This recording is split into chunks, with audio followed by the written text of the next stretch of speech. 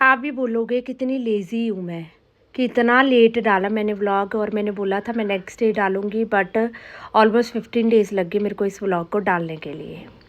तो क्या करें, कंटेंट बहुत ज़्यादा हो जाता है हमारे फ़ोन में और हम हर एक चीज़ आपके साथ शेयर करते हैं। तो आपने ये वीडियोस देखी होगी, नहीं देखी होगी तो आप मेरी वीडियोस को ये दोबारा देखिएगा, जब हमने ये तरामलू के पत्ते जब तोड़े थे। बहुत कुंबल इस टाइम पे थे और ये पत्तों की बहुत अच्छी सी डिश हमने बनाई थी, जो आज हम आपके सामने दिखाएंगे कि मैंने इसकी क्या डिश बनाई थी। और बहुत ही टेस्टी थी। आप इसको पकौड़ों की तरह खा सकते हो, आप ऐसे भी खा सकते हो। हमने सारे तरामलू के पत्ते मैंने और दीदी ने मिलकर बहुत अच्छे से इसको तोड़ा और इनको साफ़ किया, और हमने इसमें छोटे छोटे जो तरामलू होते हैं वो भी रखे थे, तो जिससे इनका टेस्ट और एनहेंस हो जाए। इनको साफ़ करने के बाद, धोने के बाद इनको हमने बारीक बारीक अब थाली में कट कर लिया है, क्योंकि इनको काट के ही बनाएंगे हम। और इनमें जो छोटे छोटे तरामलू थे वो भी हमने काटे थे। तो ये रहा पहाड़ी स्टाइल जिसके थ्रू ये काटा जाता है, और इस तरीके से इसको काटा जाएगा हमारे तरामलू को, पत्तों को। तरामलू को पत्तों को काटना आसान है, साग के कंपैरेटिव आसान ही है, क्योंकि ये बहुत ही सॉफ्ट होते हैं और जब इनको पकाया जाता है तो ये और भी सॉफ्ट हो जाते हैं। तो इस तरीके से हमने इसको अच्छे से परात में काटा, और काटने के बाद हमने इसका मसाला रेडी करने की कोशिश की, जिसमें हमने लिए हैं प्याज, 3-4 प्याज ले लिए हैं मैंने, और प्याज को मैंने छील कर काट लिया, और बहुत सारी हरी मिर्च और लहसुन, क्योंकि ये तो मेन इंग्रेडिएंट्स हैं, ये तो जाएंगे ही जाएंगे। ये सब डालने के बाद हमने ये सारा मिक्सचर हमने इस तरामलू के पत्तों में डाला, और साथ में ऐड किया हमने बेसन, घर का बना हुआ बेसन। तो बेसन हम अमाउंट के हिसाब से डालेंगे कि कितना इसमें बेसन लगेगा, और साथ साथ जितने भी रेगुलर मसाले होते हैं, और साथ साथ अगर आपके पास अनारदाना हो तो वो भी डालना ना भूलिएगा, क्योंकि अनारदाना डालने से बहुत अच्छा टेस्ट आता है इसका। तो बेसन की क्वांटिटी हम हिसाब से डालेंगे कि कितना रिक्वायर्ड है बेसन, जितना चाहिए उतना ही डालेंगे, क्योंकि बेसन जब ये तरामलू के पत्तर को बेसन के साथ मसला जाएगा तो ये अपने आप पानी रिलीज़ करेगा, और पानी रिलीज़ करने के बाद फिर हमें अमाउंट पता चलेगी कि कितना बेसन रिक्वायर्ड है, क्योंकि जब तक ये मुट्ठी बंद नहीं बन जाता है तब तक ये नहीं तैयार होंगे। तो इस तरीके से इनकी मुट्ठी बननी चाहिए, तो तब हमारा माना जाता है कि इतना बेसन इनफ है।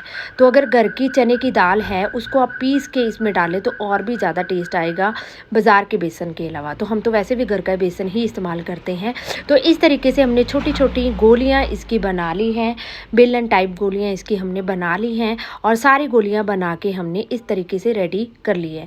ये कभी भी टूटेंगे नहीं जब आप इसको स्टीम करेंगे या फिर किसी भी तरीके से। ये पतरोड़े की तरह ही बनाए जाते हैं।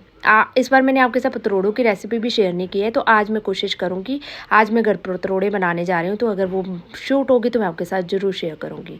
तो वैसे ही प्रोसेस रहेगा। कुकर में हम ऑयल डालेंगे, सरसों का तेल ही डाला जाएगा, क्योंकि सरसों के तेल में सारी चीज़ें बहुत स्वादिष्ट बनती हैं। तो कुकर में हमने डाल दिया है सरसों का तेल, और सरसों के तेल को हम तड़पने देंगे। और इसमें हमने गलती कर दी थी कि उसमें हमने हल्दी नहीं डाली थी, तो हमने तेल में अब डाल दी है हल्दी। तो हल्दी डालने के बाद हमने ये जो बेलनियाँ या फिर इसको गोलियाँ जो हमने बना के रखी हुई थी, ये हम डाल देंगे अब धीरे धीरे करके सारे की। इसके नीचे हमें बेस रेडी करने की कोई ज़रूरत नहीं है, ये ऐसे ही तैयार हो जाएंगे, क्योंकि तरामलू का अपना पानी होता है और वो अच्छे से पका देगा इसको। तो जितनी भी हमने बेलनियाँ रेडी की थी या फिर गोलियाँ या फिर हमने जो लड्डू से बनाए हुए थे, उन सभी को हम इसमें डाल देंगे 1 बाय 1। और आप देख सकते हैं तेल में कितने अच्छे से तड़प रहे हैं ये, क्योंकि तड़पाना तो बड़ा ज़रूरी है। मेरे को ना वैसे है ना बहुत शौक आता है कि मैं थोड़ी सी पाकिस्तानी लैंग्वेज मिक्स करके ये बोलूँ आपके साथ, क्योंकि वो बहुत अच्छा बोलते हैं जो वहाँ के व्लॉगर्स होते हैं। तो बट आप लोग बोलोगे क्या बोल रही है, नहीं, फिर भी अपना एसेंस सबसे बेटर रहेगा। तो इस तरीके से मैंने सारे ये तरामलू के जितने भी पतरोड़ू है या फिर इनको हमने डाल दिया है, और इनको हम अच्छे से इसमें पकाएंगे अब। और इसमें अब डाल देंगे थोड़ा सा हम पानी, क्योंकि देखो मैंने बहुत सारे बनाए थे क्योंकि हमारे घर में बहुत सारे मेंबर थे, हमने तोड़े भी बहुत ज़्यादा थे। हमने ताई जी को भी बांटा, त्रैमलू के पत्ते जो थे, और हमने भी यूज़ किए क्योंकि हम दोनों ने मिलके ही इसमें सारी चीज़ें की मेहनत की थी और साफ़ करने में मेहनत की थी, और सब हमने मिलजुल के खाए। और घर पे गेस्ट भी थे तो बहुत सारे हमने बनाए थे। इसकी सब्जी भी बनाई जाएगी, ऐसे भी खाए जाएंगे, तो जैसे आपका दिल करता है वैसे आप खा सकते हो। फिर मैंने इसमें डाला थोड़ा सा पानी ऐड किया क्योंकि इसको सॉफ्टन और करने के लिए। पानी ऐड करने के बाद हम कुकर को अब ढक्कन दे देंगे और इसको 2 to 3 विसल तक होने तक हम इसको पका लेंगे। तो इस तरीके से मैंने ढक्कन दे दिया कुकर का। और ये जो कुकर है हमारा स्पेशली इन्हीं पर्पज़ के लिए होता है, जैसे स्टीम का प्रोसेस करना हो या कोई भी प्रोसेस करना हो। तो ये आपको बेस काला नज़र आएगा। बेस काला इसलिए होता है क्योंकि ये चूल्हे पे पहले बनाए यूज़ किए जाते थे।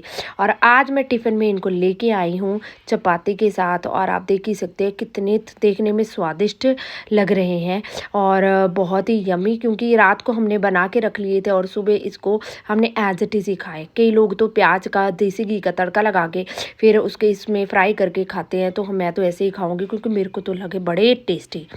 पता नहीं आप लोगों को कैसे लगेंगे, बट मेरे को तो बहुत लगे, क्योंकि मेरे को ना हिमाचली ये जो ऑर्गेनिक चीज़ें होती हैं मेरे को तो बहुत टेस्टी लगती है, और मैं जितना इनको कंज्यूम कर सकूं उतना कम ही होता है।